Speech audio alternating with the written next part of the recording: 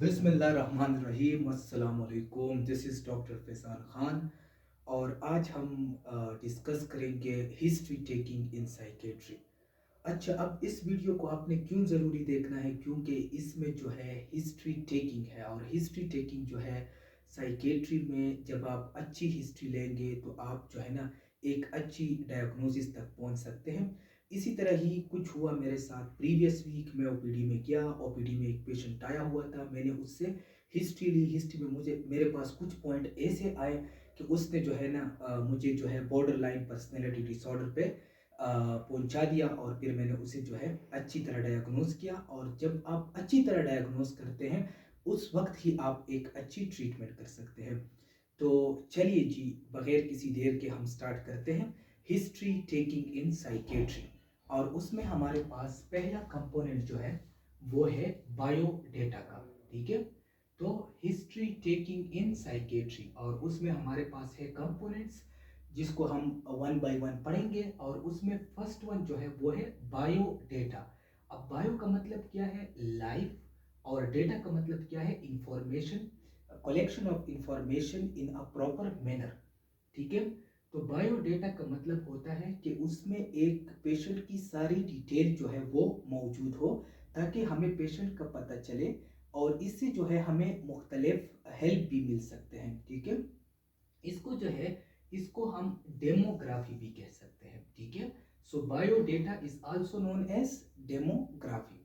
अच्छा, इसमें हमारे पास पहला पहला क्या आता है? पहले तो पेशेंट का नेम आता है। ठीक है, तो पेशेंट का नेम आ गया।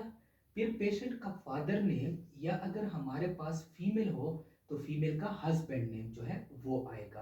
ठीक है, उसके बाद आता है पेशेंट का एज। तो एज से हमें पता चलता है कि कुछ डिजीजेस इस तरह है जो एज के साथ रिलेटेड है। फॉर एग्जांपल अगर हम देखें तो चिल्ड्रन में हमारे पास इंटेलेक्चुअल डिसेबिलिटी आती है। ठीक है, या इंटेलेक्चुअल डेवलपमेंटल डिसऑर्डर। उसके अलावा ऑटिज्म है। ठीक है, एडीएचडी है। इस तरह फिर हम थोड़े से जब आगे आते हैं तो उसमें हमारे पास आता है चाइल्डहुड डिप्रेशन आता है। ठीक है, फिर जो है हमारे पास पर्सनैलिटी डिसऑर्डर जो है वो लेट एडोलेसेंट और early adulthood means at the age of 18 year वो आते हैं।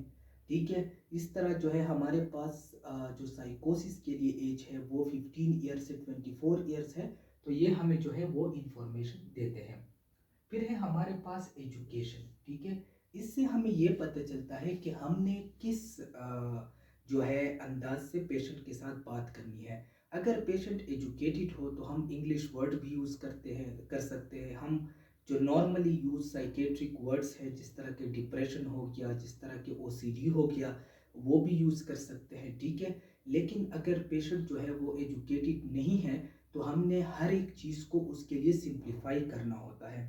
तो एजुकेशन से हमें ये पता चलता है। फिर है हमारे पास ऑक्यूपेशन।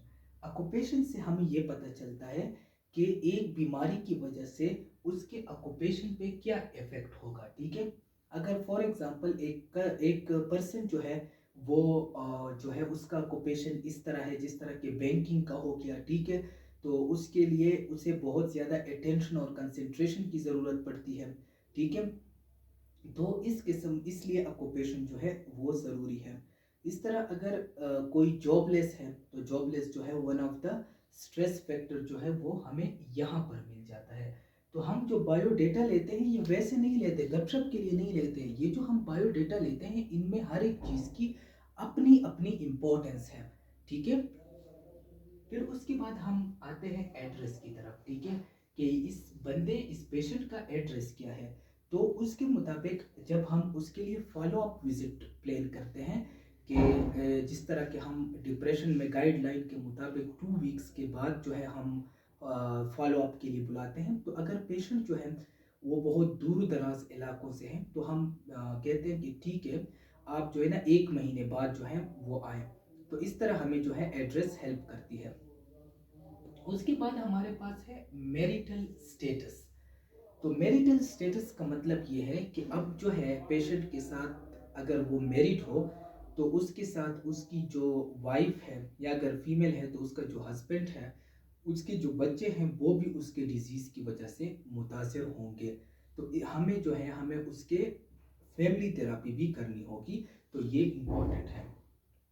उसके बाद हमने देखना होगा कि मैरिड फॉर कितने वक्त से जो है शादी हुई है। और ये इसलिए इम्पोर्टेंट है क्योंकि जब हमें पेशेंट बताता है कि हमारी डिजीज़ की ड्यूरेशन इतनी हुई है और हमारी मैरिज की ड्यूरेशन इतनी हुई है, तो हम उनको कंपेयर करते हैं, क्योंकि बहुत सी डिजीज़ेस इस तरह है जो मैरिज के बाद शुरू होते हैं और जिसको हम कहते हैं एडजस्टमेंट इशू या एडजस्टमेंट डिसऑर्डर। ठीक है, कि आप जो है अभी एक जो मेल है और एक फीमेल है, इन दोनों की दो अलग अलग साइकोलॉजी है, तो ये दोनों अगर मैच ना कर पाए एक दूसरे के साथ और ये एक दूसरे को जो है अंडरस्टैंड ना करे, तो यहाँ पर एडजस्टमेंट इशू आ जाता है। अच्छा, उसके बाद जो है हमारे पास कॉन्सैंग्विनिटी है। कॉन्सैंग्विनिटी का मतलब ये है कि कज़न मैरिज। अब ये क्यों ज़रूरी है? हमारे पास जो इंटेलेक्चुअल डिसेबिलिटी है वो कज़न मैरिजेस में आते हैं। इस तरह हमारे पास जितने भी साइकेट्रिक इशू है, जिस तरह के डिप्रेशन है, जिस तरह हमारे पास बाइपोलर डिसऑर्डर है, स्किज़ोफ्रेनिया है, ये फैमिली में रन करते हैं। ठीक है, तो अगर कज़न मैरिज होगा तो मतलब ये है कि चांसेस ज़्यादा होंगे साइकेट्रिक इलनेस के, क्योंकि दोनों एक ही फैमिली से बिलोंग करेंगे और ज़्यादा प्रोबेबिलिटी होगी, ज़्यादा चांसेस होंगे कि उसको वो इलनेस हो। अच्छा जी, फिर ये हमारे पास हो गया। उसके बाद हमारे पास है चिल्ड्रन। ठीक है, कि अब हमारे पास अगर किसी के चिल्ड्रन ना हो, इसको हम साइकेट्री में कहते हैं इशू लेसनेस। ठीक है, इशू लेसनेस मतलब उसके जो है बच्चे नहीं है। तो एक जो फीमेल होती है उसके लिए ये एक प्रेसिपिटेटिंग फैक्टर है, ये उसमें एक कंडीशन, साइकेट्रिक कंडीशन इंड्यूस करने वाला फैक्टर है। फिर हमारे पास है अटेंडेंट। ठीक है, कि इसके साथ अटेंडेंट कौन आया हुआ है, इसके साथ कौन अस्पताल आया हुआ है, क्योंकि जो हमारे पास बाइपोलर डिसऑर्डर में मेनिया है और जो साइकोसिस है, इसमें पेशेंट का इनसाइट नहीं होता। अब इनसाइट का मतलब क्या है? इनसाइट का मतलब ये है इन और साइट। साइट, इनसाइट का मतलब ये है कि आप अवेयर हो कंडीशन के। तो जो मेनिया है और जो साइकोसिस है उसमें जो इंडिविजुअल जिसको ये प्रॉब्लम होता है वो अपने बीमारी से अवेयर नहीं होता। ठीक है, वो कहते हैं कि मुझे तो कुछ भी नहीं है, ये घर वाले जो है ये खामखा मुझे अस्पताल ले आए हैं। तो इस किस्म में आपके पास अटेंडेंट्स जो है, और अटेंडेंट में भी फिर वैलिड अटेंडेंट। वैलिड अटेंडेंट कौन सा होता है? वो अटेंडेंट जो उस मरीज के साथ जो है उसने टाइम स्पेंड किया हुआ हो और उसके साथ वो वहाँ पर मौजूद हों, जिसको इस मरीज की सारी कंडीशंस का पता हो। So that's why the attendant is important. फिर है हमारे पास mode of admission. Mode of admission का मतलब ये है कि ये मरीज जो हमारे पास आया हुआ है ये ओपीडी के थ्रू आया हुआ है, ठीक है, आउट पेशेंट डिपार्टमेंट के थ्रू आया हुआ है, या इमरजेंसी के थ्रू आया हुआ है। तो आपके ख्याल में कौन सा मरीज ज़्यादा सीरियस होगा? जो इमरजेंसी के थ्रू आया होगा। उसके बाद हम जाते हैं डेट ऑफ एडमिशन की तरफ। तो डेट ऑफ एडमिशन जो है हमें ये बताता है कि एक पेशेंट जो है उसने हॉस्पिटल में कितने दिन स्टे किया हुआ है। फॉर एग्जांपल एक पेशेंट की डेट ऑफ एडमिशन जो है वो लेट सपोज हम ले लेते हैं 25/03/2024, और आज जो है आज हमारे पास 27 है। तो हम डेट ऑफ एडमिशन से ये मालूम कर सकते हैं कि आज उसका 3rd डे ऑफ एडमिशन था। तो ये हमें डेट ऑफ एडमिशन हेल्प करती है। फिर है हमारे पास time of admission. Time of admission हमें एक पेशेंट की सेवेरिटी का बता सकता है कि एक पेशेंट अगर रात को इमरजेंसी में प्रेजेंट हुआ हो तो ये जो है ये सीरियस पेशेंट है और इसकी जो है हमने एग्रेसिव थेरापी करनी होगी या इसको ज़्यादा केयर देना होगा। तो ये था बायोडेटा के बारे में या डेमोग्राफी के बारे में, जिसमें आपको अभी पता चल गया होगा कि कितने ज़्यादा इंफॉर्मेशन है। इसके बाद हम जाएंगे चीफ कंप्लेंट्स के ऊपर। Component of the history taking is chief complaints. Okay, तो चीफ कंप्लेंट्स जो है हमारे पास ये वो कंप्लेंट्स है जिसके साथ मरीज अस्पताल आता है। ठीक है, So those complaints with which the patient presents in the hospital are called chief complaint. chief किसे कहते हैं? chief कहते हैं superior, important, ठीक है। तो वो कंप्लेंट जो कि इम्पोर्टेंट हो, वो कंप्लेंट जो मरीज को मजबूर करे अस्पताल जाने में, इनको चीफ कंप्लेंट्स कहते हैं। तो अब हमने पेशेंट से किस तरह पूछना है चीफ कंप्लेंट्स का, तो उसका तरीका ये है कि अच्छा, कौन सी ऐसी वजह थी कि उसकी वजह से आपको अस्पताल आना पड़ा, ठीक है। So it is a good question to carry on and ask about the chief complaints. Okay, that what was the reason that bring you to the hospital.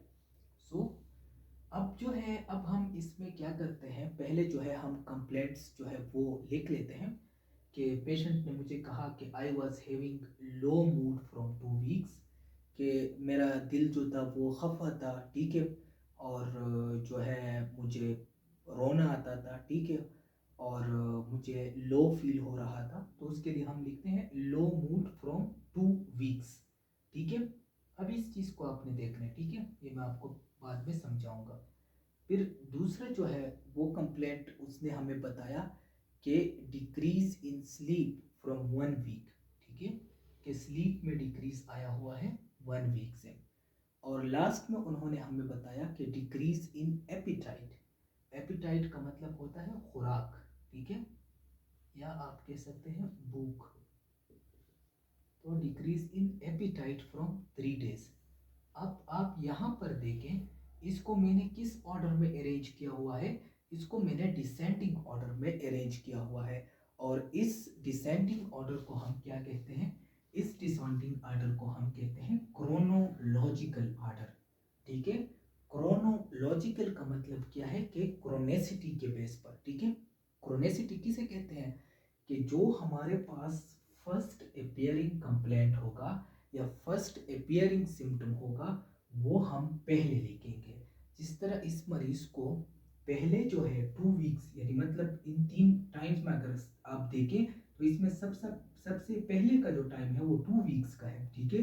तो उसको लो मूड हुआ था, फिर 1 वीक बैक उसे डिक्रीज स्लीप का complaint था, और 3 days back जो है उसे डिक्रीज एपिटाइट का या एनोरेक्सिया का कंप्लेंट था। तो इसको हम कहते हैं क्रोनोलॉजिकल ऑर्डर, कि जो सिम्टम पेशेंट को पहले अपियर हो वो आप पहले पहले लिखें और फिर इस तरह आते जाएं। अच्छा, एक इम्पोर्टेंट पॉइंट मैं आपको बताता चलूँ। कुछ लोग इस तरह होते हैं कि वो पेशेंट जो भी कहता है वो लिखते जाते हैं, ठीक है, और 7-8 चीफ कंप्लेंट्स बना लेते हैं, जो कि एक बिल्कुल ही डिस्ट्रैक्टिंग तरीका है, अच्छा तरीका नहीं है। क्योंकि जितने आप ज़्यादा चीफ कंप्लेंट्स बनाएंगे वो आपको उतना ही ज़्यादा मेन डायग्नोसिस से या डिफरेंशियल डायग्नोसिस से डिस्ट्रैक्ट करता जाएगा, ठीक है। वो आपने तो एक कहावत सुनी होगी कि ज़्यादा पकवानों में मुर्गी हराम का जो कहावत है ना, 2 मुलाओं में मुर्गी हराम। तो वो चीज़ जो है वो हमारे पास यहाँ पर आ जाती है कि आपने जो है ज़्यादा चीफ कंप्लेंट्स जो है वो नहीं बनाने, बल्कि आपने वैलिड चीफ कंप्लेंट बनाने, ठीक है। अब आपके पास पेशेंट प्रेजेंट हुआ, उसने आपको लो मूड का चीफ कंप्लेंट दे दिया। अब आपने देखना होगा उसके साथ रिलेटेड जो है, तो अगर आप ये तीनों कंप्लेंट्स देख लें तो ये तीनों कंप्लेंट्स जो है ये यूनिपोलर डिप्रेशन की तरफ जाते हैं, ठीक है। तो एक इस चीज़ का आप लोगों ने ध्यान रखना है कि आपने चीफ कंप्लेंट्स जो है वो लिमिटेड रखने हैं, ठीक है, ताकि वो आपको डिस्ट्रैक्ट ना कर सकें। बस थर्ड कंपोनेंट है, और थर्ड कंपोनेंट है हिस्ट्री ऑफ प्रेजेंटिंग इलनेस, यानी जो प्रेजेंटिंग इलनेस है जिसके साथ अभी पेशेंट प्रेजेंट हुआ है, इसकी हमने हिस्ट्री लेनी है, इसको हमने डिटेल में जो है पेशेंट इसके साथ जो एसोसिएटेड सिम्टम्स है चीफ कंप्लेंट के साथ, इसका मतलब ये है कि इसमें हम चीफ कंप्लेंट्स को एलाबोरेट या एक्सप्लेन करते हैं। तो इसको हम शॉर्टकट जो है कुछ क्या कहते हैं, इसको हम शॉर्टकट कहते हैं HOPI, ठीक है, HOPI, history of presenting illness. अब मैंने एक जो है HOPI की स्टेटमेंट आप लोगों के लिए तैयार की है, ताकि आप लोग भी जो है एक अच्छे तरीके से जो है वो प्रेजेंट कर सके। और जब आप अच्छी तरीके से प्रेजेंट करेंगे तो ये आपको जो है वार्ड के प्रेजेंटेशन में, हाउस जॉब के लेवल पर, फिर TMOशिप के लेवल पर, और फिर जो है आपके पार्ट 2 के लेवल पर जो है यही चीज़ हेल्प करती है। तो इसमें है 25 years old young female named Ishal, ठीक है, brought to us by her mother with complaint of low mood, decrease in sleep and loss of appetite from 2 weeks। तो ये जो है इसमें मैंने सब कुछ जो है वो एक्सप्लेन कर लिया, ठीक है, कि हमारे पास एक लड़की है जिसका नाम ईशिल है, 25 ईयर्स की है, और उसके साथ अटेंडेंट जो आया हुआ है वो उसकी मदर है। चीफ कंप्लेंट ये है, और जो है इसको ये प्रॉब्लम जो है वो 2 वीक से चल रही है। तो ये एक जो है सिस्टमेटिक तरीके से जो है आपने एक्सप्लेन कर लिया, ठीक है। अब हमारे पास अगर ऐसी कंडीशन हो, ये तो पेशेंट ने हमें खुद बता दिया, पेशेंट की इनसाइट है, तो इसको हम कहते हैं according to the patient verbatim, ठीक है, according to the patient verbatim. Verbatim का क्या मतलब है? पेशेंट के मुताबिक, या पेशेंट ने खुद जो हमें बताया। तो according to the patient verbatim, ठीक है। तो हम जो है यहाँ तक लिख लें कि 25 year old young female named Ishal brought to us by her mother and according to the patient verbatim। तो हम ये भी जो है ये भी एक तरीका है इसमें एडअप करने के लिए, ठीक है। अगर पेशेंट की खुद इंसाइट नहीं है और वो मेनिया या साइकोसिस के साथ प्रेजेंट हुआ है, तो हम यहाँ पर लिखेंगे कि according to the attendant verbatim, या अटेंडेंट को आप स्पेसिफाई कर ले तो according to the patient's mother verbatim, ठीक है, लेकिन अटेंडेंट वर्बेटम ठीक है, क्योंकि वो एक जनरल टर्म है। अच्छा जी, इसमें कुछ इम्पोर्टेंट पॉइंट्स हैं और उनको जो है डिस्कस करना इंतहाई ज़रूरी है। उसमें एक है हमारे पास कोर्स ऑफ अ डिजीज़, ठीक है, कि ये पेशेंट को जो डिजीज़ है इसकी कोर्स किस तरह है, ठीक है। क्योंकि साइकेट्रिक इलनेस जो है वो आपने सुना होगा कि ये लॉन्ग टर्म के लिए रन करती है। तो इस पेशेंट को अगर प्रीवियसली साइकेट्रिक इलनेस है, ठीक है, या कुछ ड्यूरेशन इसका हो गया है, तो उसका कोर्स किस तरह का है। तो कोर्स जो है मैं आपको इस तरह समझा सकता हूँ। थोड़ी सी हम इधर स्पेस जो है वो क्रिएट कर लें, ठीक है। तो कोर्स जो है वो आप किस तरह जो है वो उसको लिखेंगे। तो कोर्स को थोड़ा सा पहले समझ लें। देखिए जी, कोर्स हमारे पास ये होता है, ठीक है, कि ये हम एक ग्राफ ड्रा कर लें, इसमें जो है मीन लाइन हो गया, ठीक है। तो हमारे पास जो नॉर्मल मूड होता है, ठीक है, वो हम इस लाइन जो है ये लाइन, इसको हम नॉर्मल मूड ले लेते हैं, ठीक है, this is a normal mood. तो अगर जो है एक पेशेंट को डिप्रेशन है, ठीक है, तो ये नीचे की तरफ जो है हमारे पास डिप्रेशन है, ठीक है, ऊपर की तरफ हम ले लेते हैं मेनिया। तो डिप्रेशन जो है, तो अगर एक पेशेंट को डिप्रेशन है और वो इस तरह कंटिन्यूसली जा रहा है, ठीक है, यहाँ पर हमारे पास जो है टाइम होगा, तो हम लिखेंगे कि the course of a disease is that it is continuously present through out and it doesn't have touch the base line.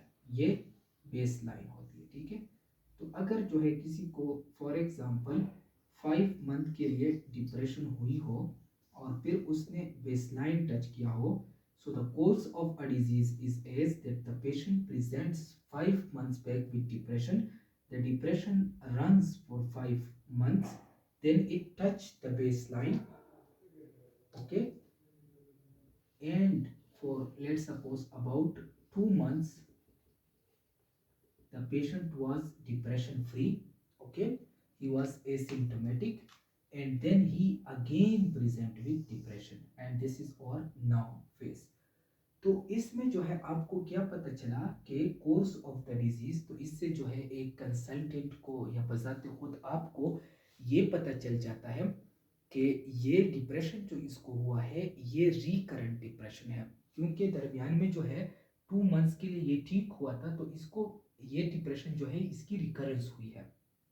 ठीक है, लेकिन अगर ये इस फेज में हो, ठीक है, फॉर एग्जांपल यहाँ पर जो है हम ले लें, यहाँ तक हमारे पास फॉर एग्जांपल 2.5 मंथ्स जो है या 2.5 मंथ हमारे पास हुए हो, और जो है ये मेडिकेशन भी ले रहा था, लेकिन फिर भी उसको डिप्रेशन था, लो फेज में था और ड्यूरिंग मेडिकेशन आ रहा था, तो इसको हम कहते हैं रिलैप्सिंग। ठीक है, कि जब किसी बंदे को कोई कंडीशन हो और वो मेडिकेशन के साथ भी उसमें मौजूद हो तो उसको रिलैप्सिंग कहते हैं। ठीक है, या मेडिकेशन के दौरान भी उस पर अटैक्स आए तो उसको रिलैप्सिंग कहते हैं। So this was about the course of a disease. तो हम अब किस तरह लिख सकते हैं, तो हम अब इस तरह लिख सकते हैं कि यही सिनारियो को मैं जो है लिख लेता हूं कि the patient was having depression from 5 months, okay, then he touched the baseline। Touch the baseline का मतलब ये होता है कि he completely recover and he touch the baseline for 2 months and then again he present to us again and then again he present to us. Okay, so this is a scenario of recurrent depression. अच्छा, दूसरा point जो है वो है known case of. अभी अगर हम इसी ही सिनारियो की बात करें तो हम HOPI को स्टार्ट करते हुए ये कह सकते हैं कि a known case of depression. Okay, a known case of depression, a patient of known case of depression present to us with the chief complaint of। तो इससे क्या हो जाता है, इससे जो है आपका जो है वो अटेंशन जो है वो फोकस जो है वो बहुत अच्छा हो जाता है और आप इजीली जो है पॉइंट्स पिकअप कर सकते हैं और ट्रीटमेंट भी अच्छी तरीके से कर सकते हैं। अच्छा जी, उसके बाद है हमारे पास 5 P's मॉडल, जिसको हम HOPI के अंदर करते हैं या हिस्ट्री ऑफ प्रेजेंटिंग इलनेस के अंदर करते हैं। ये 5 P's मॉडल जो है ये बहुत इंपॉर्टेंट है। इसमें हमारे पास प्रेजेंटिंग कंप्लेंट्स आ जाते हैं जो ऑलरेडी हमने कर लिए हैं। ठीक है, जो चीफ कंप्लेंट्स होते हैं। फिर हमारे पास है pre disposing factor. Pre disposing factor वो फैक्टर्स होते हैं जो एक बंदे को एक डिजीज के लिए प्री डिस्पोज करता है, और इनमें हमारे पास कौन से फैक्टर्स आते हैं, वो फैक्टर जो जेनेटिक हो। ठीक है, for example positive family history for depression या positive family history for mania और साइकोसिस। ठीक है, या हमारे पास अगर कोई फीमेल पोस्टपार्टम साइकोसिस के साथ प्रेजेंट करे तो उसमें जो है हम पूछते हैं कि उसकी मदर या उसकी जो सिस्टर है उसकी तो हिस्ट्री नहीं है। ठीक है, उसके बाद हमारे पास है प्रेसिपिटेटिंग फैक्टर। प्रेसिपिटेटिंग फैक्टर का मतलब यह है कि what was wrong with the patient either socially or economically or any aspect which present the patient to us।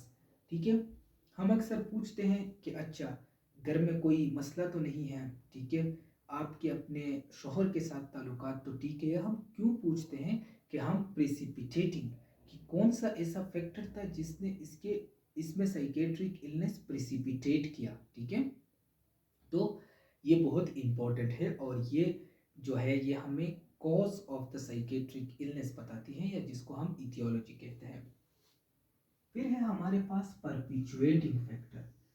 परपिचुएटिंग factor का मतलब ये है कि इसको हम परपिचुएटिंग फैक्टर को हम प्रोलॉन्गेशन फैक्टर भी कहते हैं। ठीक है, प्रोलॉन्गेशन और कंटिन्यूएशन फैक्टर। प्रोलॉन्गेशन फैक्टर, इसका मतलब क्या होता है कि अगर एक पेशेंट हमारे पास डिप्रेशन के साथ प्रेजेंट हुई थी, ठीक है, और अब उसको फिर से डिप्रेशन हो रहा है या उसका डिप्रेशन जो है वो कंटिन्यूअसली आ रहा है despite of having good compliance to the medication. मतलब ये है कि वो दवाइयाँ भी ले रही है लेकिन उसकी फिर भी डिप्रेशन ठीक नहीं हो रही। तो यहाँ पर जो है हम देखते हैं कि कौन सा ऐसा फैक्टर है जो इस पेशेंट को मुसलसल स्ट्रेस दे रहा है। तो इसमें हमारे पास क्या हो सकता है आपके ख्याल में? इसमें हमारे पास हो सकता है हस्बैंड अब्रॉड। किसी फीमेल का जो खावंद है वो अगर बाहर हो तो वो एक कंटिन्यूअस स्ट्रेस होता है, क्योंकि जो हस्बैंड होता है वही फीमेल को प्रोटेक्ट करता है। ये एक फैक्टर है। दूसरा हमारे पास है इकोनॉमिक फैक्टर, जो कि कंटिन्यूअस स्ट्रेस होता है। इसके अलावा हमारे पास और भी फैक्टर्स हैं जिस तरह के इशूलेसनेस या हैविंग नो किड्स। तो जब तक किड्स नहीं आएंगे यही मसला रहेगा। और लास्ट हमारे पास जो पी है इसका मतलब है प्रोटेक्टिव फैक्टर। प्रोटेक्टिव फैक्टर का मतलब यह है कि जब इस फीमेल के ऊपर जो 25 ईयर्स ओल्ड ईशल है इसके ऊपर डिप्रेशन आती है, तो ये डिप्रेशन के खिलाफ कौन कौन से डिफेंस मैकेनिज्म या कौन कौन से प्रोटेक्टिव मैकेनिज्म यूज़ करती है। फॉर एग्जांपल हमारे पास माइंडफुलनेस है, डीप ब्रीदिंग एक्सरसाइजेस है, प्रोग्रेसिव मसल रिलैक्सेशन है, ठीक है, थॉट डाइवर्जन है, उसके अलावा पॉजिटिव थिंकिंग है। तो ये चीज़ें जो है ये प्रोटेक्टिव फैक्टर्स में आते हैं और इसके साथ हमारे पास HOPI जो है वो ख़त्म हो जाती है। तो हमने अभी तक कवर कर लिया किन किन चीज़ों को, बायोडेटा या डेमोग्राफी को, उसके बाद चीफ कंप्लेंट्स को और उसके बाद HOPI को।